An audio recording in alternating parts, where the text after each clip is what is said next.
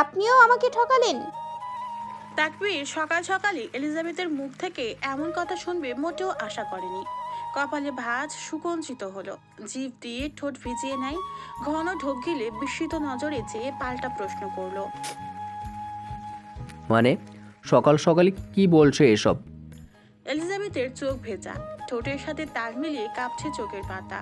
ঠিক মনের সব থেকে নরম জায়গায় আঘাত লাগলে যেমনটা অনুভূত হয়, ঠিক তেমন ভাবে পড়ছে অন্তঃকরণ। মুখে কোনো প্রত্যুত্তর করলো না, হাতে থাকা খামটি ছুঁড়ে মারে তাকবীরের মুখের উপর। খামের ভিতর থেকে প্রিন্ট করা কয়েকটি ছবি বৃষ্টির মতো ছড়িয়ে ছিটিয়ে পড়ে মেঝেতে। ছবিগুলোর দিকে তাকাতেই চোখ মুখ থেকে সকল উদ্বিগ্নতা বিলীন হয়ে যায়। আটকে রাখা নিঃশ্বাস একদমে ছাড়ে, ফোঁস শব্দ করে। হাঁটু মুড়ে বসে ছবিগুলো কুড়িয়ে হাতে নিল তাকবীর। কষ্ট এই জন্য লাগেনি যে আপনার জীবনে অন্য কেউ আছে, ব্যথা এই জন্য লেগেছে যে আমাদের বন্ধুত্বের প্রথম শর্তই ভেঙে দিয়েছেন আপনি। আমরা কথা দিয়েছিলাম কেউ কারোর কাছে কিছু লুকাবো না, আপনি কথা রাখেননি ভালো মানুষ। তপ্ত শ্বাস ফেলে উঠে দাঁড়ায় তাকবীর। এলিজাবেথের দিকে এগিয়ে যেতে নিলে পিছিয়ে যায় এলিজাবেথ। বুকের ভিতর মোচড় দিয়ে উঠল তাকবীরের। রক্ত শূন্য হয়ে যায় কৃষ্ণ গহ্বর। ঠোঁট ফাঁক করে কিছু বলার আগেই শোনা যায় এলিজাবেথের কান্নায় জর্জরিত কণ্ঠস্বর। যারা হৃদয়ে থাকে তাদের আঘাতই হৃদয় ভেঙে দেয়। তবে কি হৃদয়ে ঠাঁই পেয়েছিলাম, নইলে আঘাত এত গভীর হতো কেন? যদি বন্ধুত্ব একটি মহাকাব্য হতো তবে তার সবচেয়ে হৃদয়স্পর্শী অধ্যায় আপনি হতেন। আমাদের মধ্যে শুধু বন্ধুত্বের সম্পর্ক নয় এলোকেশী, আপনি প্রসঙ্গ পাল্টাতে চাচ্ছেন। কাতর চোখ দুটোতে ব্যর্থতার নিশানা। বুক চিরে বেরিয়ে এলো পাহাড় সমপরিমাণ দীর্ঘশ্বাস। বিষণ্ণ অনুভূতির মিলনে চুপসে গেল নিগুড় অনুভূতি। জ্বলে ওঠা এক টুকরো আশার আলো নিভে গিয়ে অন্ধকারে হারিয়ে যায়। এক শূন্যতা, এক তীব্র ক্ষোভ ও দুঃখে ভরে ওঠে মন। পরপরই নিজেকে নিজেই সান্ত্বনা দিল তাকবীর। এত তারা কিসের? মেয়েটাকে আর একটু সময় দে, ভালোবেসে যা, একদিন না একদিন ফলাফল ঠিকই আসবে। বিষণ্ণ মন ভরে যাবে পরিপূর্ণতায়, ঠিক তোর নিশিরাতের সায়নের মতো। ট্রাউজারের পকেট থেকে মোবাইলটি বের করলো তাকবীর। পরপর গ্যালারিতে ঢুকে কিছু ছবি তুলে ধরলো এলিজাবেথের সামনে। এলিজাবেথ সন্দেহভাজন দৃষ্টিতে একবার ফোনের তো আরেকবার নিচে পড়ে থাকা ছবিগুলোর দিকে তাকাচ্ছে। জায়গা এবং পরনের জামা একই, তবে পার্থক্য প্রিন্ট করা ছবিগুলোতে তাকবীর একটা মেয়ের সাথে রেস্টুরেন্টে বসে একা কফি খাচ্ছিল, আর ফোনে থাকা সেলফিতে তাকবীর আর ওই মেয়েটির সাথে একজন পুরুষও রয়েছে। দুজনে খুবই ঘনিষ্ঠ হয়ে দাঁড়িয়ে আছে। এলিজাবেথের চোখে মুখে বিস্ময়। ওরা হাজব্যান্ড ওয়াইফ। কিন্তু এখানে যে ওর হাজব্যান্ড তখন ওয়াশরুমে গিয়েছিল, তখনই বাইরে থেকে এই ছবিটি তোলা হয়। ওরা আমার বিজনেস পার্টনার, একটা ডিল নিয়ে আলোচনা করছিলাম আমরা, তাই কাল তোমাকে নিয়ে কোথাও বের হতে পারেনি। এলিজাবেথের কথা সম্পূর্ণ হতে না দিয়েই একদমে কথাগুলো বলে দিল তাকবীর। মিয়ে যায় এলিজাবেথ, লজ্জায় স্তম্ভিত হসে। যদি আমি পৃথিবীর সবচেয়ে নিকৃষ্ট হই, তবুও তোমার কাছে আমি নিষ্পাপ। আমার সব ভুল বৃষ্টি হয়ে তোমার পায়ে এসে স্নান করে। তোমার এক দৃষ্টিতে আমার সমস্ত খারাপই মেঘের মতো তোমার হাতের মুঠোয় ভেসে চলে যায়। এভাবে কথার জালে ফেলে আমাকে দুর্বল করে দিবেন না, দুঃখিত। আমি প্রথমে ওগুলো দেখে সত্যি সত্যি ভেবে নিয়ে রিয়্যাক্ট করে ফেলেছি। তাকবীর তেরছাভাবে তাকায় এলিজাবেথের দিকে। ওপাশের কথার সমাপ্তি ঘটার সাথে সাথে ক্ষয় হারিয়ে তড়িঘড়ি করে বলল, কি ভেবেছিলে এগুলো দেখে? তোমার থেকে আমাকে কেউ আলাদা করে ফেলেছে? তাকবীরের স্বরে উত্তেজনা, দৃষ্টি নিবিড়, জানার আগ্রহবোধ অসীম। এলিজাবেথ দৃষ্টি নিক্ষেপ করল তাকবীরের কাতর চোখ দুটোতে। স্লান হাসল, হেসে জবাবে উত্তর দিল, ভেবেছিলাম ভালো মানুষ আমাকে ফাঁকি দিয়ে চলে যাবে, পরে আমি মমতাজের মতো গান ধরব। বন্ধু যখন বউলইয়া আমার বাড়ির সামনে দিয়া রঙ্গ কইরা হাইটা যায়, ফাইটা যায়, ও বুকটা ফাইটা যায়। বলে খিলখিলিয়ে হাসতে লাগলো এলিজাবেথ। তাকবীরের ব্যথাতুর কণ্ঠে গুরুতর কথাটাকেও হেসে উড়িয়ে দিল এলিজাবেথ। তবুও ঘাটল না তাকবীর, এই হাসিগুলোতেই তার প্রাপ্তি। ওর গভীর চোখ দুটো আশ্লেষে জড়িয়ে এলিজাবেথের রেখেছে পা থেকে মাথা পর্যন্ত। একই দৃষ্টিতে তাকিয়ে দেখতে থাকে তার শখের নারীকে, তার অন্দরমহলের রাজকুমারীকে। তার ছোট্ট এক হৃদয় প্রবলের মতো কোমল অনুভূতির জোয়ারে ভেসে যায় এই মেয়ের একটুখানি সান্নিধ্যে। হঠাৎই বুকের ভিতর খুব চাপ অনুভব করে তাকবীর। আপন মনে বিড়বিড় করে, যখন এই রূপের স্মরণ ঘাটে তোমার সামনে চোখে আসে নিজের ধ্বংসের নীরব প্রতিচ্ছবি। তখনও মন্ত্রমুগ্ধের মতো তাকিয়েছিল তাকবীর। অজানা কারণে চোখ ভিজে আসে তাকবীরের, কাঁপতে থাকে গলা, থেমে যায় এলিজাবেথের হাসির ঝলকানি তাকবীরের ব্যথাতুর কণ্ঠে। তুমি যদি চলে যাও, এই অন্তরে শূন্যটাকে আমি কি দিয়ে পূর্ণ করব? ভিতরে ভিতরে যে আমি নিশ্চিত নির্জন। তুমি ছাড়া আমি কতটা অসহায় তা তুমি জানো মেয়ে। যদি তুমি চাও আমি রাজনীতির মোহ ছেড়ে দিব, ফিরে গিয়ে সব কিছু রেডি টানবো। তবু প্লিজ আমাকে ছেড়ে যেও না। আমি তোমার কাছে কোনো অধিকার দাবি করছি না, শুধু পাশে থাকতে চাই। ভালোবাসতে না পারলেও আমার সাথে থেকো। ভুলে যাও সমস্ত কালো অতীত, যা ছিল কেবল মরীচিকার মতো ক্ষণস্থায়ী। তুমি আছো বলেই এই জীবন পূর্ণ, তুমি না থাকলে আমি শুধুই শূন্য। এলিজাবেথ বুঝতে পারে না আকস্মিক তাকবীরের এই কথাগুলো বলার কারণ। এলিজাবেথ এগিয়ে যায় তাকবীরের নিকট, ভিতরে অনুশোচনা ধরে নেয়। তখনের আচরণের জন্য বোধহয় কষ্ট পেয়ে এগুলো বলছে তাকবীর। খারাপ লাগতে শুরু হয় এলিজাবেথের। কাপা হাতে হাত রাখলো তাকবীরের বাহুতে। তাকবীর খপ করে দু হাতের আঁচলায় চেপে ধরে এলিজাবেথের হাত। কেঁপে ওঠে এলিজাবেথ তাকবীরের এহেন আচরণে। ক্ষীণ স্বরে বলল তাকবীর, যদিও জীবন আমাকে বহু শ্রেষ্ঠ বিকল্পের দিকে ধাবিত করতে পারে, তবুও আমি সেদিকে এক পলকও তাকাবো না। কারণ তুমি লোভী খুব। তোমার ভালোবাসায় ডুবে যেতে চাই। তোমাকে পাওয়ার যে আমক আকাঙ্ক্ষা আমার হৃদয়ে পুঞ্জিত ভূত, তা ভাষায় ফুটিয়ে তোলা আমার পক্ষে সম্ভব নয়। তুমি আমার কাছে শুধু জীবনই নও, মৃত্যুর বিকল্প এলোকেশী। থেমে ঘন শ্বাস ফেলে আবারও বলল, ভিতরে ভিতরে আমি খুবই একা এলোকেশী।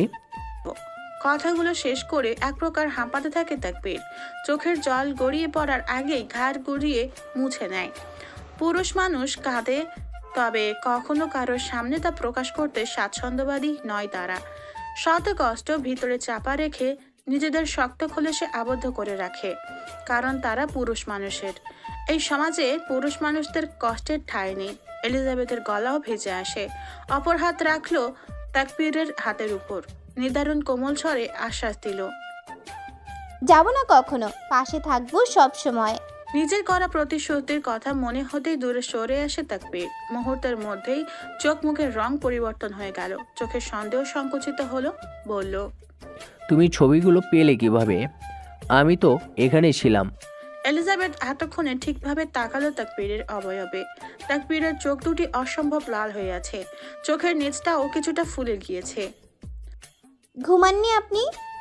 পুরোপুরি এড়িয়ে গেল তাকবীর। নিজের ঠান্ডা গলায় বলে, আমার প্রশ্নের উত্তর দাও এলোকেশী। ঠোঁট কামড়ে কিছু মনে করার চেষ্টা করলো এলিজাবেথ। অতঃপর কাঁই কুই করে রিনরিনে আওয়াজে বলে, জানি না কিভাবে আসলো, বালিশের নিচে পেলাম। আপনি তো কাল বাইরে থেকে লক করে গিয়েছিলেন, আমি কি বের হয়েছি নাকি কোথাও? শেষের কথাটা বলে ভেঙচি কাটে এলিজাবেথ। তাকবীরের কপালে চিন্তার ভাঁজ। কাল রিচার্ডের বলা কথাগুলো খুবই ভাবিয়েছে তাকবীরকে সারা রাত।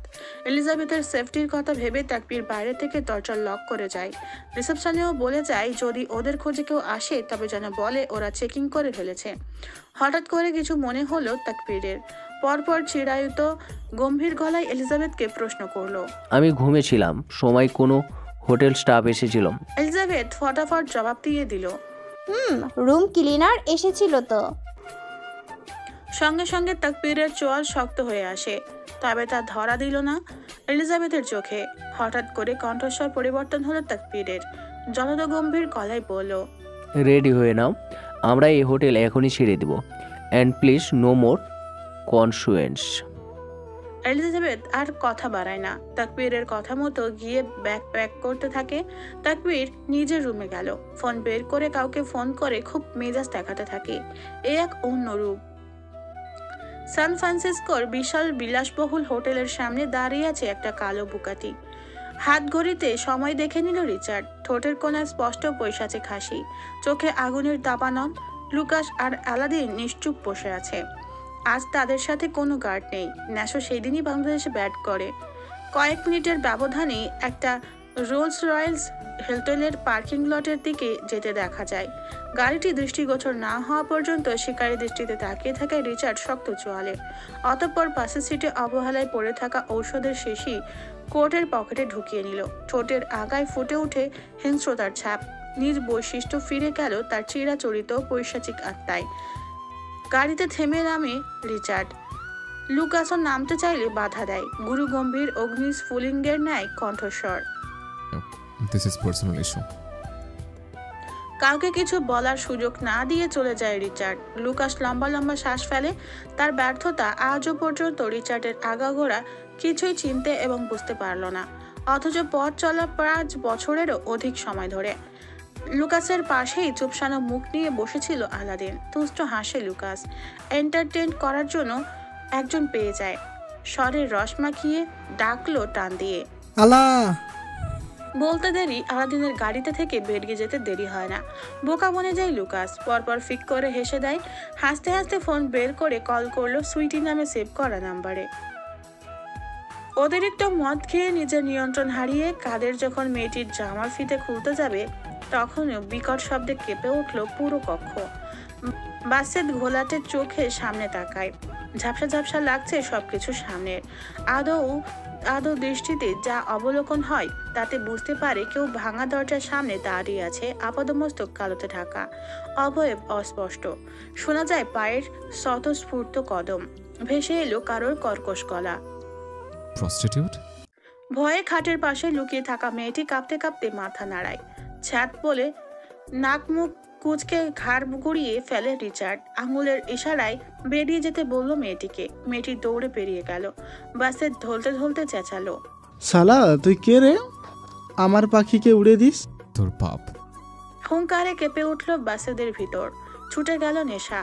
রিচার্ডের ক্রোধে মটমট করতে থাকা ধারালো চোয়াল দেখে ঢোক গিলে পিছাতে থাকে। অধর এড়িয়ে বাঁকা হাসলো রিচার্ড। এক পা করে এগোতে থাকে বাসেদের দিকে। পিছাতে পিছাতে খাটে পড়ে যায় কাদের। রিচার্ডের শরীর জুড়ে ভর করে পৈশাচিক দানবীয় আত্মা। জেগে ওঠে ভিতরের নরখাদক। রিচার্ড কাদেরের পুরুষাঙ্গের উপর পা দিয়ে চেপে ধরে ঝুঁকলো ওর উপরে। কতদিন পালিয়ে থাকতি? গলা হতে নির্গত কর্কশ গোঙানির শব্দে দুর্বল গলায় উচ্চারণ করলো বাসেদ। তুই? কুমট পরিবেশ শোকে গেয়ে উঠল বাসেদের আর্তনাদে। গলা কাটা মুরগির মতো কাতরাতে থাকে। রিচার্ড বুট পরিহিত পা দিয়ে মোচড়াতে থাকে বাসেদের পুরুষাঙ্গে। বাসেদের প্রতিটা আর্তনাদ শান্তির রহমান স্রোত বইয়ে দিচ্ছে রিচার্ডের ভিতর। রিচার্ড রুক্ষ কর্কশ গলায় অনর্থক হাসি হেসে চাপা স্বরে বলে, শামসুর কোথায়? 50-এর ঊর্ধ্বে বয়স্ক লোকের পক্ষে কখনো সম্ভব নয় রিচার্ডের ওজন ধারণ করা। তার উপর সব থেকে সংবেদনশীল জায়গায়। ছটপট করতে থাকে বাসেদ। গোংহানির সাথে অস্পষ্টভাবে আওড়ায়, বাংলাদেশে আছে এখন। বিরক্তের চ উচ্চারণ করে রিচার্ড। তিরিক্ষি মেজাজ দেখিয়ে বলল, ধ্যাত, যত চেয়ে অন্য দেশের শ্বশুরবাড়ি বানাতে ততই বাংলাদেশ টানে আমাকে। থেমে হিংস্রতা প্রভাবে বিড়বিড়িয়ে ওঠে পৈশাচিক আত্মা। নিজের ফাঁদে নিজে মর। কোটের ভিতর থেকে শিশিরটা বের করে বাসেদের চিবুক শক্ত হাতে চেপে ধরে ফাঁক করে মুখের ভিতর ঢুকিয়ে দিল শিশির ভিতরের বিষাক্ত ঔষধ। মুহূর্তেই মুখ দিয়ে সাদা ফেনা বের হতে থাকে। খিচুনি উঠে ছটপট করতে থাকে বাসেদ। হঠাৎ করেই শান্ত হয়ে লুটিয়ে পড়ে নিস্তেজ দেহটা। তৃপ্তির হাসি দিল রিচার্ড। পরপর বাসেদের মুখের উপর একদলা থুতু মেরে হনহনিয়ে বেরিয়ে যায় রিচার্ড। বুক চিটে বেরিয়ে গেল এক প্রশান্তিময় দীর্ঘশ্বাস। সড়কগুলোর উপর যানবাহনের শব্দ কমে আসছে, কিন্তু শহরের অসীম আলোয় ভরে উঠেছে চারপাশ। গাড়ির হেডলাইটের রোশনি এবং স্ট্রিট লাইটের মৃদু জলজলে আলো রাস্তা ধরে ছড়িয়ে পড়ছে রাতের আগমনী বার্তা। উঁচু উঁচু বিল্ডিংগুলোর মাঝে আকাশের রং পরিবর্তন হতে হতে গভীর নীল হয়ে আসছে। কফি শপ, রেস্তোরাঁ, দোকানপাটগুলোতে মানুষের আসা যাওয়া বেড়েই চলেছে। রাস্তার ধারে টুকটাক স্টল থেকে মুখরোচক খাবারের গন্ধ ভেসে আসছে। সেই সাথে সঙ্গীতের মৃদু সুরও মাঝে মাঝে শোনা যাচ্ছে। কিছু ট্যুরিস্ট যুবক গিটারে সুর তুলেছে। এলিজাবেথ মুগ্ধ নয়নে পরিতৃপ্তে গান শুনছে রাস্তার পাশে দাঁড়িয়ে। চোখে মুগ্ধতা, ঠোঁটে মিষ্টি হাসি। গানের তালে তালে শরীর দোলাতে দোলাতে মৃদু শব্দে তালি বাজাচ্ছে। তাকবীর পাশের একটা স্টল থেকে চা নিয়ে আসে। ধ্যানভঙ্গ হয় এলিজাবেথের। সৌজন্যমূলক হাসি দিয়ে তাকবীরের হাত থেকে চায়ের অন টাইম গ্লাসটা নিল। তাকবীরের ঠোঁটের কোনায় অমায়িক হাসি, বলল, হাঁটা যাক। এলিজাবেথ স্লান হেসে মাথা নাড়ায়। গুটি গুটি পায়ে সামনে এগোতে থাকে যুগল প্রেম। দুজনের মাঝে পিনপত নীরবতা। এলিজাবেথ ডুবে আছে সাগরের তলদেশে, দীপ্তিময় অবয়বে অভিব্যক্তি শূন্যের কোঠায়। তাকবীরের নজরে আটকে তা। গলা খাসকে দিয়ে এলিজাবেথের অ্যাটেনশন নিতে চাইল। স্তম্ভিত ফিরে পায় এলিজাবেথ। ঘাড় ঘুরিয়ে তাকালো তাকবীরের দিকে। নিস্তেজ কণ্ঠ গহ্বর থেকে উচ্চারিত হলো, চোখ জোড়া কিঞ্চিত ছোট করলো তাকবীর। পরপর বলল, কি ভাবা হচ্ছে এত? শেষের কথাটা ব্রু উঁচিয়ে বলল। ফিচেল হাসে এলিজাবেথ, অতঃপর রুষ্ট গলায় আওড়ালো, এখন কি মনে মনে ভাবতেও পারবো না কিছু? তাকবীর সঙ্গে সঙ্গে প্রত্যুত্তর করলো, না তেমন নয়, ভাবতে পারবে, তবে অতীতের কিছু না, ভবিষ্যৎ নিয়ে ভাবতে শুধু। থেমে ভাবুক ভঙ্গিমায় কিছুক্ষণ আকাশে চেয়ে থেকে গম্ভীর গলায় বলল, যেমন কোনো ব্র্যান্ডের জিনিস বেশি ভালো, নতুন কোনো মুভি রিলিজ পেয়েছে, শহরের নতুন রেস্টুরেন্ট কোথায় লাঞ্চ করা হয়েছে, কোনো সানক্রিমটা বেশি ভালো হবে ইত্যাদি। বলে ঠোঁট কামড়ে হাসতে থাকে তাকবীর। এলিজাবেথ স্লান হেসে তাকায় তাকবীরের পানে। মানুষটা কিভাবে সর্বক্ষণ তার কথাই ভেবে যাচ্ছে। সম্পূর্ণ এখতিয়ার থাকা সত্ত্বেও দেখাচ্ছে না কোনো রকম স্বামী অধিকার। মুক্ত পাখির মতো ছেড়ে রেখেছে তাকে। ঠোঁট গোল করে ফোঁস নিঃশ্বাস ছাড়ে এলিজাবেথ। অতীতের কথা তো আমিও মনে করতে চাই না, তবে এত সহজেই কি অতীত আমাদের ছেড়ে দেয়? বিষাক্ত দিনগুলোর কথা ভাবলে এখনো ঈশান কোণে মেঘ জমে। কথা শেষ করে লম্বা শ্বাস টানে এলিজাবেথ। থামলো তাকবীরের পা। গম্ভীর হলো কণ্ঠস্বর। ফিরে তাকালো এলিজাবেথের দিকে। কাদা মানে তোমার দুর্বলতা নয়, বরং এটা প্রমাণ করে যে অন্তরের অনুভূতি রয়েছে, তুমি জীবিত এবং অনুভব করছো। এলোকেশে ভিতরের জমে থাকা কান্নাগুলোকে কি করব তবে? স্মিত হাসে তাকবীর। অতঃপর উভয় হাতের চায়ের কাপে মৃদু সংঘর্ষ তৈরি করলো। এলিজাবেথ চৌকিতে সরে যায়। ভেবেছিল গরম চা হয়তো গায়ে পড়বে, কিন্তু আদতেও ভাবান্তর অনুযায়ী কিছুই হয়নি। শোনা যায় তাকবীরের দৃঢ় কণ্ঠস্বর, দুঃখকে মনের কোণে জমিয়ে রাখা ঠিক নয়, চায়ের ধোয়ার সাথে ওগুলোকে হালকা করে উড়িয়ে দিতে জানতে হয়। তারপর জীবনের প্রতিটি মুহূর্তকে নতুন করে বাঁচতে হয়, হাসিতে ভরিয়ে তুলতে হয়। কারণ দুঃখ পুষে রাখলে মানুষ হৃদয় পাথর হয়ে যায়, চোখের জল শুকিয়ে যায়, আর অনুভূতিগুলো একদিন নিঃশব্দে ঝরে পড়ে মন থেকে সমস্ত সিগ্নতা মুছে যায় ধীরে ধীরে। অন্যভাবে চেয়ে থাকে এলিজাবেথ। সাবলীল গলায় বলে, আপনাকে এত সুন্দর করে গুছিয়ে কথা বলা কে শিখিয়েছে? চিলতে হাসে তাকবীর। নিমেষেই পাল্টে গেল কৃষ্ণ গহ্বরের রং। চেহারার বিষণ্ণ ভাব। দৃষ্টি নিক্ষেপ করে সুদূর তারাময় আকাশে। স্বরে বহমান মন্থর শিথিলতা। গোল গোল চোখগুলো ছোট হলো এলিজাবেথের। নেত্রদয়ে চকচকে কৌতূহল লেপ্টে আছে। বলে, জীবন শিখিয়েছে? তার জীবনও আপনার মুখের কথা কেড়ে নেয় তাকবীর। বিলম্বহীন ভাবে বলে, আমার ভাঙা হৃদয়ে ঝড় তুলতে তোমার সেই বাঁকা হাসিটুকুই যথেষ্ট। সেই হাসিটাই যেন সমস্ত আবেগ ছিন্ন ভিন্ন হয়ে যায়, আর মন কাঁপতে কাঁপতে ছড়িয়ে পড়ে। বুঝো মেয়ে?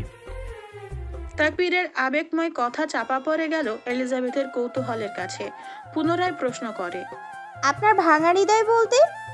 তোমার কোটের পকেটে এটা কি এলোকেশি? কপালে ভাঁজ সুকঞ্চিত হলো। ব্রুকুচকে এলিজাবেথ তাকালো শরীরে চাপিয়ে রাখা ওভারকোটের পকেটে। ছোট কার্ডের মতো দেখতে একটা বস্তু। পেলভ হাতে তুলে নিল এলিজাবেথ। স্পষ্ট আলোতে নিচে দেখতেই চোখ বড় বড় হয়ে যায়। চকিতে ফিরে তাকায় তাকবীরের দিকে। তাকবীর ঠোঁট কামড়ে হাসছে। এলিজাবেথের গলায় জড়তা। এটা তো ব্ল্যাক কার্ড। হুম মানে এইটা আমার কাছে আসলো কি করে? হেঁটে হেঁটে হাসতে থাকে তাকবীর। মেজাজ গরম হয়ে আসে এলিজাবেথের। ঝাঁঝালো গলায় বলল, মজা করবেন না, বলুন। তাকবীর কয়েক কদম এগিয়ে এসে আড়ষ্ট মেয়েটার পাশে দাঁড়ালো।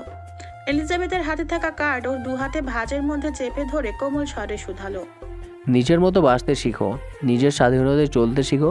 হোঁচট খেয়ে পড়ে গেলে হাত বাড়িয়ে দেওয়ার জন্য আমি আসি তো। এলিজাবেথ আবেগী হতে থাকে। কপালের ভাঁজ মিলিয়ে গেল। কিছু বলতে যাবে তখনই তাকবীরের ফোন ভাইব্রেট করে উঠল। আজও তারা দুজনে ম্যাচিং করে ওভারকোট পরেছে। তাকবীর ওভারকোটের পকেট থেকে ফোন বের করে হাতে নিতেই রক্তাভ চেহারার ক্রোধ উদীয়মান হয়। গোলাকার মসৃণ দীপ্তিময় অবয়বে ফুটে ওঠে আগুনের লেলিহান। এলোকেশি, একটা ইমার্জেন্সি কল, 1 মিনিট। এলিজাবেথ মাথা নাড়িয়ে সম্মতি জানায়। তাকবীর এলিজাবেথের নিকট হতে একটু আড়ালে গেল। ক্রোধে কাঁপতে থাকে। কল করলো সেই অজ্ঞাত নাম্বারে। বরাবরের মতো এইবারও অপর পাশ থেকে সেই একই স্বর। সংযোগ দেওয়া সম্ভব নয়। গত 2 দিন যাবতই এমন হয়ে আসছে। অজ্ঞাত নাম্বার থেকে একই মেসেজ বারবার আসছে। আবার সাথে সাথে কল দিলেই সংযোগ দেওয়া সম্ভব নয় জানায়। কিবোর্ডে হাত চালালো তাকবীর। সাধারণ একটা মিনিস্টারের আমেরিকার মতো বড় দেশে 4-4টা বাড়ি। Wow man, wow. সাহস থাকলে সামনে এসে কথা বল, আমিও দেখি দম কত। মেসেজ পাঠিয়ে তাকবীর অভিব্যক্তির পরিবর্তন করে নিল। পরপর গেল এলিজাবেথের কাছে, কিন্তু সেখানে এলিজাবেথ নেই। ঘাবড়ে যায় তাকবীর। অজানা ভয়ে ভিতরে চাপ দিয়ে ধরে শ্যামলা কৃষ্ণ গহ্বরে উদ্বিগ্নতা আর উৎকণ্ঠা। উন্মাদের মতো এদিক সেদিক খুঁজতে থাকে এলিজাবেথকে। এলোকেশি, এলোকেশি, এলোকেশি। ছাড়ুন। এলিজাবেথ মোচড়ামুচড়ি করতে থাকে। শক্ত হাতের বাঁধন থেকে মুক্তি পাওয়ার ব্যর্থ চেষ্টা করে। নাক মুখ চেপে ধরে রাখার কারণে শ্বাসকষ্ট শুরু হয়। ধীরে ধীরে রক্তশূন্য হতে থাকে ওর মুখশ্রী। শক্ত হাতের চাপে চিবুকের দাগ বসে যায়। ব্যথায় মুখ বিকৃত হয়ে ওঠে। ছাড়া পাওয়ার জন্য মরিয়া হয়ে ছটফট করতে গিয়ে গাড়ির ধাতব অংশে ধাক্কা খায় এলিজাবেথ। আঘাতপ্রাপ্ত জায়গাটা ব্যথায় টনটন করে উঠলেও থামে না। ছাড়া পাওয়ার জন্য ছটফট করতেই থাকে। আত্মরক্ষার জন্য অনেক কৌশল অবলম্বন করলেও পেরে ওঠে না দানবীয় সেই মানবের সাথে। হঠাৎ করে মুখ থেকে সেই হাতটি সরে যায়, কিন্তু মুহূর্তের মধ্যেই আরেকটি শক্ত হাত এলিজাবেথের হাত চেপে ধরে পিঠের পিছনে। অধিক চাপ প্রয়োগের ফল মুখ চেপতে গিয়ে উইন্ডো মিররের সঙ্গে লেপ্টে থাকে। মুষ্টিবদ্ধ হাতে ওর ঢেউ খেলানো চুল টেনে ধরা হয়। আর তখনই কর্কশ কণ্ঠের ভয়ানক স্বর ভেসে আসে, শীতল, কঠোর এবং তীব্র। এই হাতে ছুঁয়েছেন? উইন্ডো মিররে অবলোকন হয় রিচার্ডের হিংস্র চেহারা। ক্রোধে মটমট করছে ধারালো চোয়াল। 2 চোখে জ্বলছে অগ্নিকাণ্ড। ভিতর থেকে শুকিয়ে আসে এলিজাবেথের। শীত দ্বারাবে গড়িয়ে পড়ল শীতল ঘাম। গলায় গলা জমাট বাঁধে। সহসাই বহু কসরতে আহড়ায়। আপনি? পিঠ পেঁচানো হাতের চাপ আরো দৃঢ় হয়। চুলের মুঠি আরো শক্ত করে চেপে ধরে রিচার্ড। এলিজাবেথের গাল পিষে যেতে থাকে উইন্ডো মিররের সাথে। বাদ ভাঙে কানে সে। চাচালো রিচার্ড কর্কশ গলায়। তুই কন্যা কাউ কাছে করছিলে? You fucking dark red. কেঁপে উঠল এলিজাবেথ সেই কণ্ঠের তেজে। সাউন্ড প্রুফ গাড়ির বাইরে গেল না রিচার্ডের হুঙ্কারগুলো। জুবুথুবু করে কাঁপতে থাকে এলিজাবেথ। গালের মাংস হাড্ডির সাথে মিশে যাবে। হাতের হাড় বোধ হয় এবার ভেঙেই যাবে। ব্যথার শব্দও করতে পারছে না এলিজাবেথ। রিচার্ড প্রতিবারের মতো এবারেও নোংরা বস্তুর মতো ঝাড়ি মেরে ছেড়ে দিল এলিজাবেথের হাত। আর্তনাদ করে উঠে এলিজাবেথ। আহ! সোজা হয়ে বসতে না বসতে আবারও ধরাশয়ী আক্রমণ। রিচার্ড এলিজাবেথকে একটানে নিজের কোলে বসিয়ে দিল। শক্ত হাতে চেপে ধরে এলিজাবেথের চিবুক।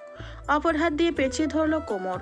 বাঁকানো কোমরের পাতলা চামড়া ভেদ করে বিঁধে যায় ধারালো নখ। কাঁদতে থাকে এলিজাবেথ। কোনো কিছুর তোয়াক্কা করে না রিচার্ড। সুচারু আকৃতির নাক ঘষতে থাকে ওর গ্রীবাদেশে।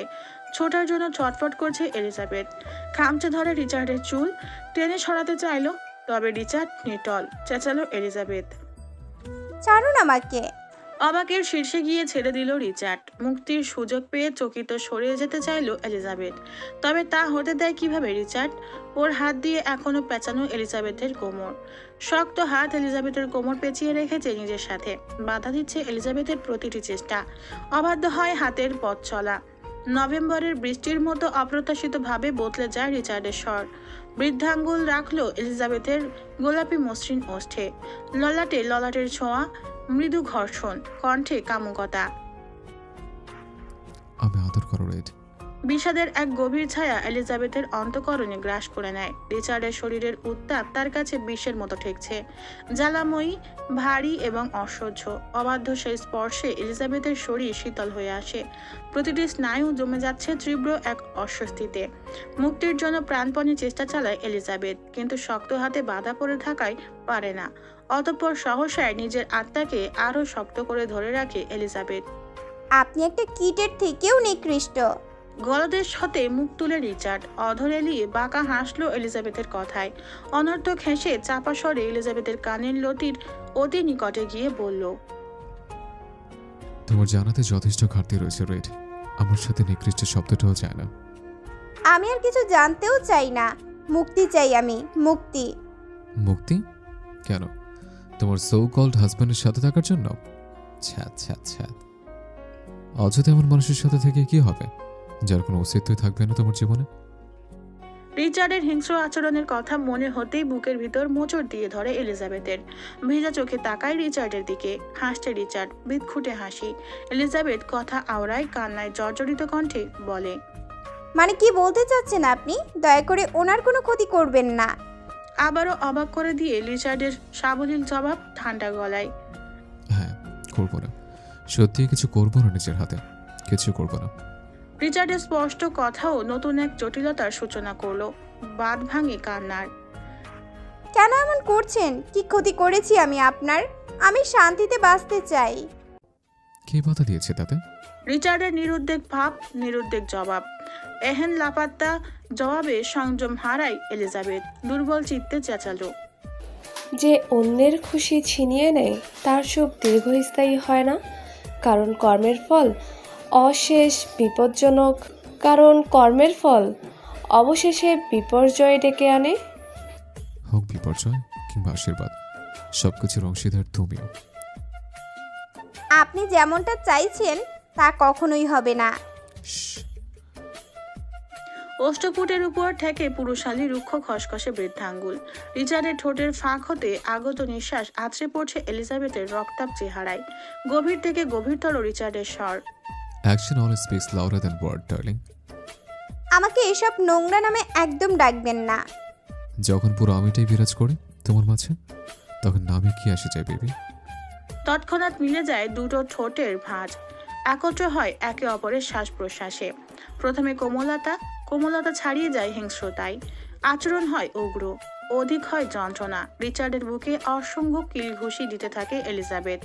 আটকে আসে নিঃশ্বাস, ধীরে ধীরে দুর্বল হতে থাকে এলিজাবেথের শরীর। থেমে যায় হাত পা ছোটা, শুকিয়ে গেল চোখের পানি। তবুও অটল রিচার্ড নিজের হিংস্রতার আধিপত্য বিস্তারে। গড়িয়ে গেল কিছু মুহূর্ত, ভালোবাসা নামক নৃশংসতার সমাপ্তি ঘটে বেদনায়। ব্যাপারটা দারুণ না রাইট? হানিমুন করতে আসছো হাজব্যান্ডের সাথে, অথচ জোরে শব্দ করে কাঁদতে শুরু করে এলিজাবেথ। বুকের ভিতর জমে থাকা দুঃখ, অপমান, একাকিত্বতা যা প্রকাশ পায় কেবল চোখের জলে, এক অনন্ত বেদনা গড়িয়ে পড়ে বিন্দু বিন্দু কোণায়। যেই মরিচিকা থেকে পালাতে চায় সে, কিন্তু সেখানেই পা পিছলে পড়ে যায় বারবার। আর সেই শ্বাসরুদ্ধকর বেদনা। আমি এই যন্ত্রণা থেকে মুক্তি চাই। রিচার্ড কায়নাত নিজে শান্তি না পেলে কাউকে শান্তিতে থাকতে দেয় না, আর আমি আমার রক্তে। এলিজাবেথ একই স্বরে হা হুতাশ করে প্রলাপ পাড়তে থাকে। অধিক সময় শ্বাস নিতে না পারায় কথা বেজে বেজে আসছে, সেই সাথে কান্নায় বুঝে আসে গলা, ফ্যাঁসফ্যাঁসে আওয়াজে আওড়ায়, আমি মুক্তি চাই। রিচার্ডের কাট কাট গলায় বিলম্বহীন জবাব। সম্ভব নয়। এলিজাবেথ প্রথমবারের মতো দৃষ্টি নিক্ষেপ করলো রিচার্ডের চওড়া তামুকে। রাস্তার সোডিয়াম আলোতে কিছুটা আলোকিত হয় গাড়ির ভিতর। আদো আদো আলোতে সর্বপ্রথমই অবলোকন হয় রিচার্ডের গালের আক্রমণাত্মক গাটা দাগ। আজকের চাহনিতে ছিল না কোনো ঘৃণা, বিষাদ, ছিল অব্যক্ত কিছু একটা। মানুষ তো তাদের জোর করে নিজের সাথে রেখে দেয় যাদের তারা ভালো। আকস্মিক ঝড়ের বেগে ছিটকে গিয়ে সিটে পড়ল এলিজাবেথ। কাঁধে আঘাত লাগে গাড়ির ডোরে লেগে। গ্যাংস্টার বস ফিরে গেল নিজ বৈশিষ্ট্যে।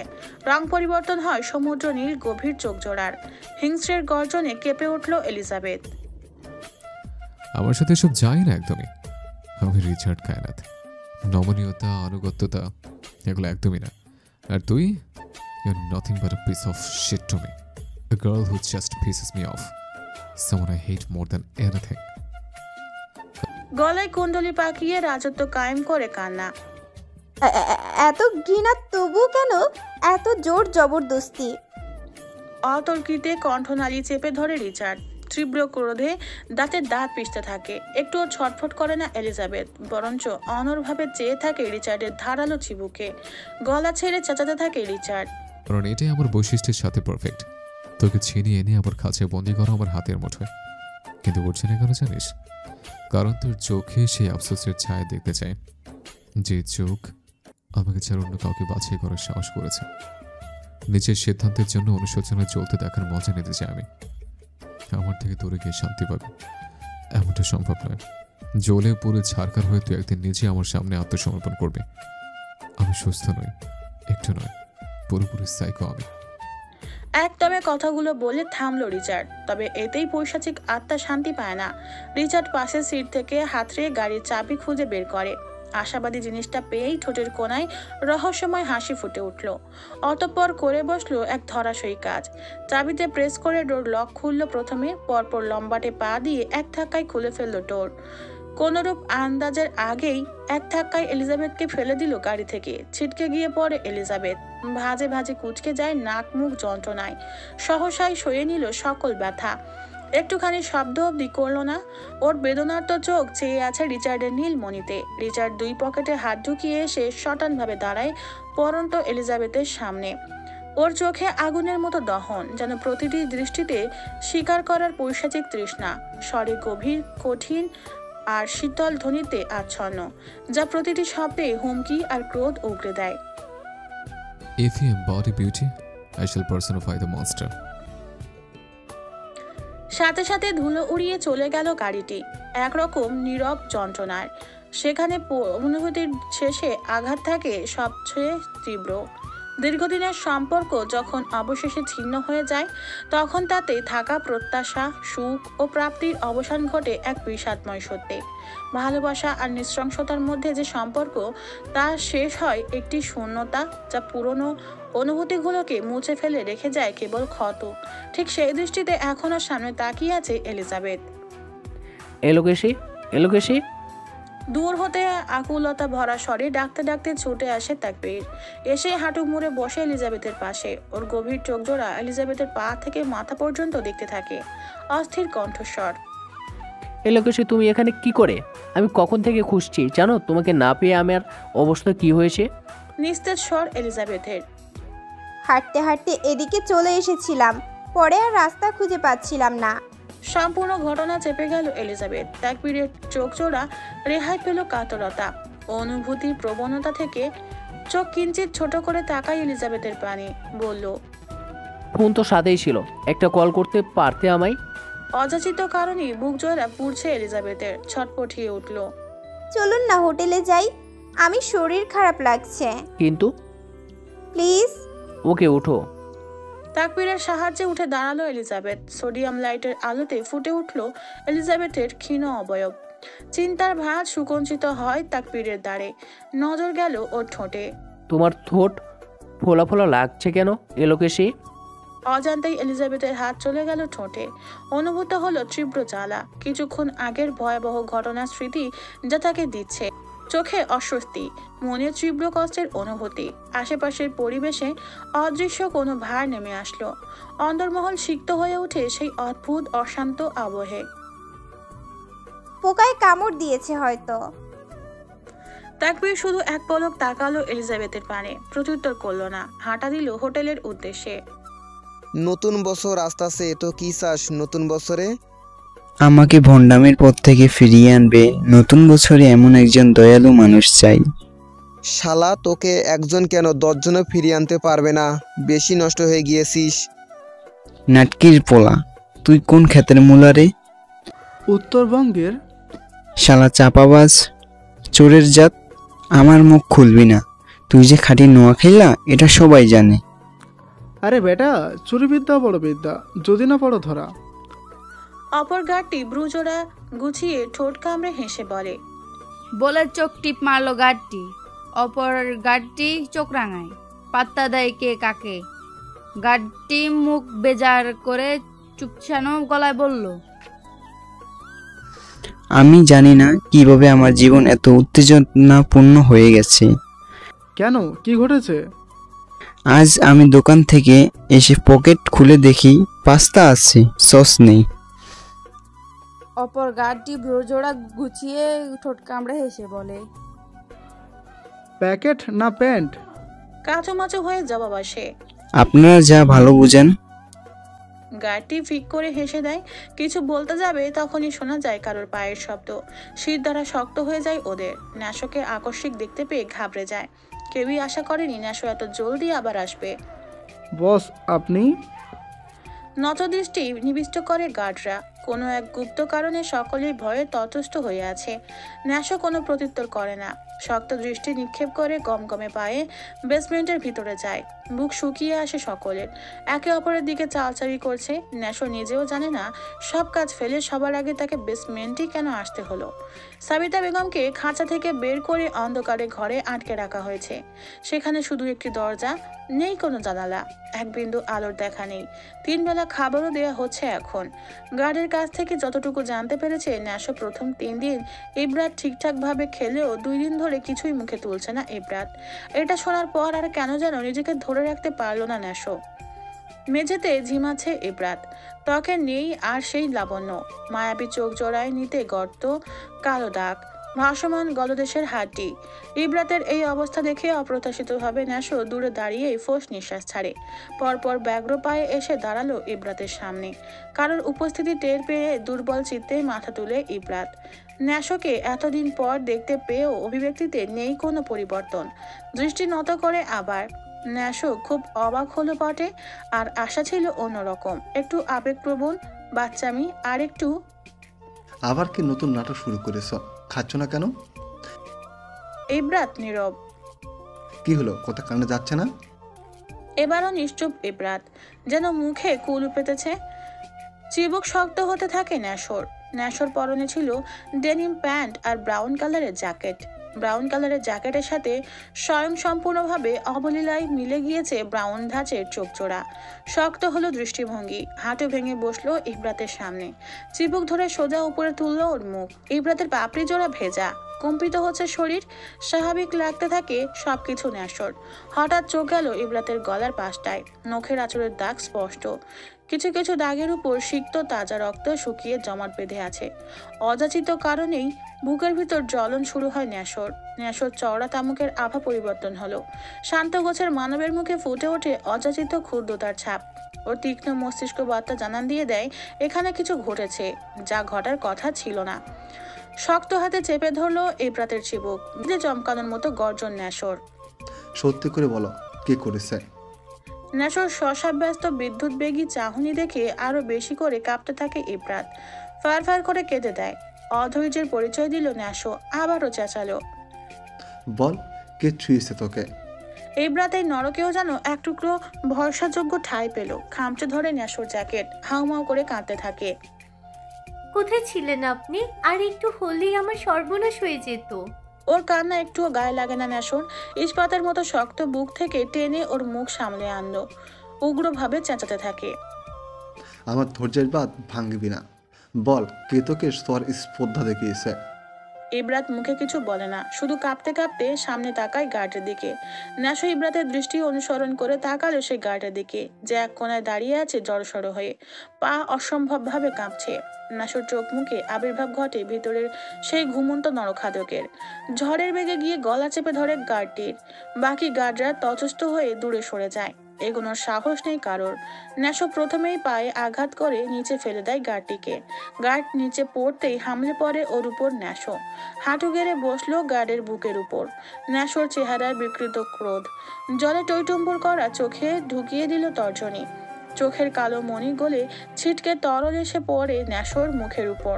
হাত পা ছুঁড়ে ছটফট করতে থাকে গার্ডটি অসহ্যকর যন্ত্রণায়। কিছু মুহূর্তের ব্যবধানে ন্যাশো অপর চোখেও ঢুকিয়ে দিল তর্জনী। এতে ক্ষান্ত হয় না। তর্জনী ঘুরতে থাকে ক্ষত বিক্ষত চোখের ভিতর। তাজা রক্তে সিক্ত গার্ডের মুখমণ্ডল।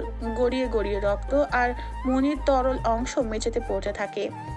এই ভয়ঙ্কর দৃশ্য দেখে শক্তপোক্ত গোছের বাকি গার্ডদেরও গা শিউরে ওঠে। ন্যাশো নিজের কাজে অনড়, ক্রমাগত আরো নৃশংস হতে আচরণ। এই চোখ দিয়ে নোংরা দৃষ্টি দিয়েছিল না?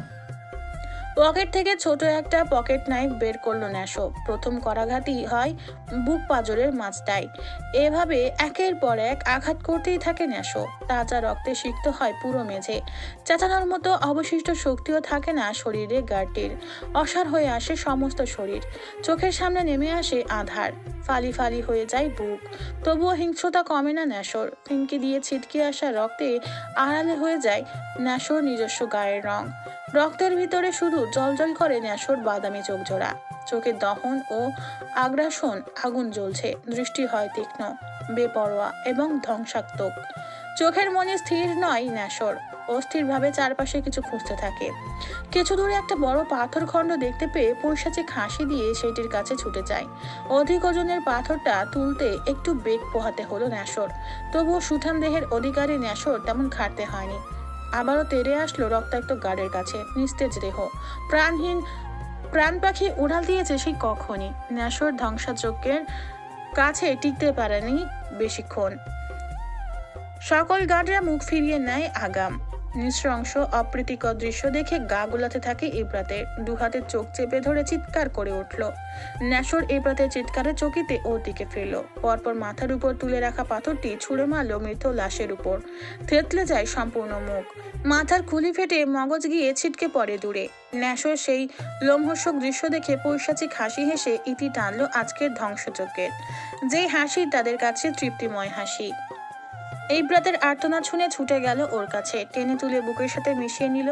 ন্যাশোর গায়ের রক্তে সিক্ত হয় ইব্রাতের শরীর। তবুও ছাড়ে না ন্যাশো। ছটপট করতে থাকে। ইব্রাতকে শক্তপোক্ত বুকে চেপে ধরে রাখে। ন্যাশোর বুকের ভিতরের প্রকম্পনে কম্পিত হচ্ছে ইব্রাতের শরীরও। হঠাৎ নাড়াচাড়া থেমে গেল ইব্রাতের। ন্যাশো বুঝতে পারে ইব্রাত চেতনা হারায়। তাও ছাড়ল না ন্যাশো। অনুভব করলো পৈশাচিক দূরে তত্তরিয়ে বেড়ে ওঠা তীব্র ক্রোধ আর হিংস্রতা তলিয়ে যাচ্ছে বৃক্ষপটে বহমান মন্থর শিথিলত এই মেয়ের সংস্পর্শে। হঠাৎই পকেটের অবহেলিত ফোনটি বেজে উঠল। লুকাসের কল। ইব্রাতকে কাঠের চৌকিতে শুইয়ে দিয়ে কল রিসিভ করে ন্যাশো। ওপাশ থেকে শোনা যায় লুকাসের অস্থির গলা। বাংলাদেশে পৌঁছে গিয়েছে। ওই দিকের কি অবস্থা? আমরা কালকের ফ্লাইটে ইতালিতে ব্যাক করছি। ন্যাশোর ব্রুজোড়া কুচকালো। অবিশ্বাস্য স্বরে আওড়ায়। বস রাজি হয়েছে, তবে ফাদারের উপর অ্যাটাক হয়েছে ন্যাশো। কি? খুব করে অবাক হয়ে চেঁচালো ন্যাশো। কার এত সাহস হলো আর শট মরার? বিদঘুটে হাসি দিল লুকাস। বলল, সেটাই তো দেখতে যাচ্ছি। ওকে, আমি নেক্সট ফ্লাইটে আসছি। না না, একদমই না। এই মুহূর্তে তোমার বাংলাদেশে থাকাটা অনেক দরকার। একটা ব্যাংক অ্যাকাউন্টের নাম্বার পাঠিয়েছি। দেখ, 1 ঘন্টার ভিতর এই ব্যাংক অ্যাকাউন্টের সকল ডিটেলস চাই বস। ওকে। কল কেটে দেয় ন্যাশো। অচেতন ইব্রাতের দিকে এক পলক তাকিয়ে কাউকে ফোন করতে করতে বেরিয়ে গেল বেসমেন্ট থেকে।